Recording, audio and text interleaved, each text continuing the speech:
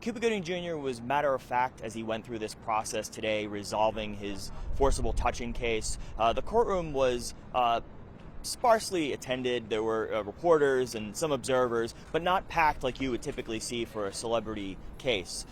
Cuba Gooding Jr. spoke briefly. He pleaded to a lesser charge, and in that admitted that he did kiss a waitress at a New York City nightclub back in 2018. He also heard from three of the victims, people who say they were victimized by him in cases, two of which were not ultimately brought as part of the plea agreement. A prosecutor read a statement from the waitress that he kissed, and then one woman appeared by a video and another addressed the court directly. Those victims were upset with what they say is a two-tiered system of justice, rewarding a celebrity and giving him what they said was a slap on the wrist, whereas other people who are not celebrities would be brought to trial and would face jail time for these charges.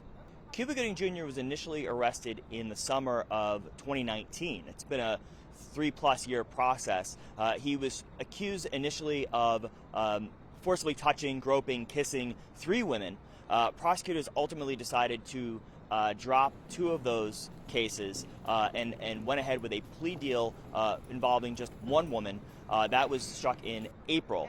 Part of the plea agreement was that Cuba Gooding Jr. had to stay out of trouble, and he had to attend what they called alcohol and behavioral management, behavioral therapy.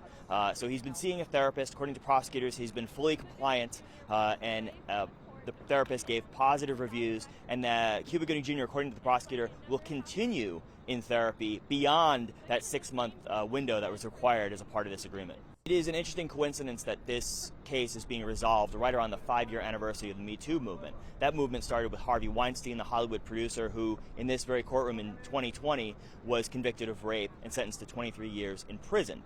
There have been, though, some concerns that the Me Too movement is losing steam, that you see results like today, where Cuba Gooding Jr. gets no jail time, the vacating of Bill Cosby's conviction in Pennsylvania a few months back, and other matters that have gone away.